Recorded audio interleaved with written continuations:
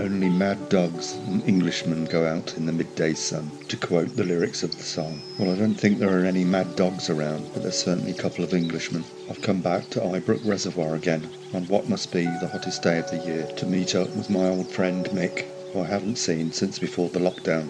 In normal times, he'd be out and about with me on my filming expeditions. Mick's not a photographer or a filmmaker, he just loves being out and about watching wildlife. Most Sundays we'd share driving duties, as we visited various nature reserves, some close to home and some a little further afield. So now restrictions have started to ease a little. It's nice to catch up. It's around 33 degrees at the moment, and as well as us, there are a few other people braving the heat. We look out across the water, and like on my last visit, cormorant gape in the heat, and then the briefest glimpse of an osprey just above the treetops. Out on the water itself we see gadwall, coot and great-crested grebe, but they're all quite a way out, and then a grey heron passes by with its distinctive flight characteristics of tucked-in head, slow wing beats and trailing legs. Unlike on my last visit here, there's no longer any sign of the cattle egret. Once again, all around, I can hear the familiar call of the yellowhammer. A little bit of bread and no cheese, but once again, frustratingly, none are showing themselves along the hedgerows. But as before, this male reed bunting is much more obliging. A flock of lapwings suddenly rise. Until now, they've been hidden in the reeds and the grasses, perhaps spooked by a predator, real or imagined. But soon they feel the threat has passed and descend once again.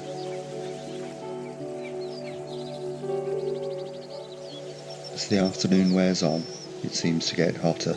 My friend decides to call it a day, and we say our goodbyes. But I decide I'm going to stay out a little longer and see what I can see on the Leicestershire side of the reservoir.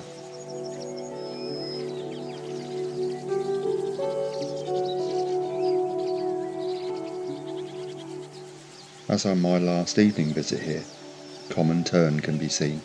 It looks like they're still sitting on nests on the pontoon, but there's no sign of any young yet. They usually lay around 3 eggs in May, with incubation lasting around 22 days. In the rushes at the water's edge is another male reed bunting. It also seems to be gaping in an attempt to keep cool. And then in the bush to my right, another male reed bunting. It crosses the perimeter road into the hedge opposite. They usually nest low down in thick vegetation, so it's quite possible you could have a female on a nest with chicks hidden somewhere in the depths of the hedge. I move on a little further and watch a pair of great-crested grebe as they build their precarious nest platform out of weed.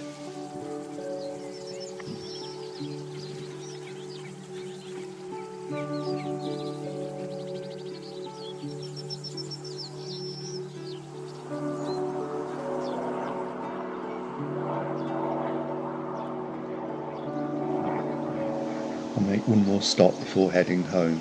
There's movement at the base of the weeping willow. It's a mallard. It looks like its mate is close by in this fallen tree. I've also had fleeting glimpses in this dead tree of small birds, which I think were young yellowhammer, but they seem to have disappeared. Also on view from my final vantage point of the afternoon is this flock of Canada geese, with just the odd grey lag mixed in. As usual, there are a few people out there fishing, but it's a lot cooler on the water. And then a mute swan swims close to shore, with one remaining cygnet. She would have initially laid between 2 and 5 eggs, with an incubation period of 31 to 41 days.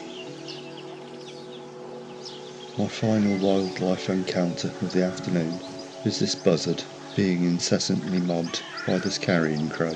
All birds of prey suffer this, even the ospreys that are fish eaters.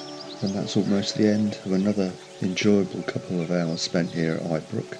I just heard that this week Rutland Water Nature Reserve, both Eggleton and the Linden Reserve, reopen this week, albeit with some restrictions. So pretty soon I'll be off to film Maya and 33. And it's fantastic news that once again this brilliant pair of ospreys have once again, like last year, reared 4 chicks, which have now started to fledge. So I'm really looking forward to getting over there and filming those, and I'll see you next time. Thanks for watching, and stay safe.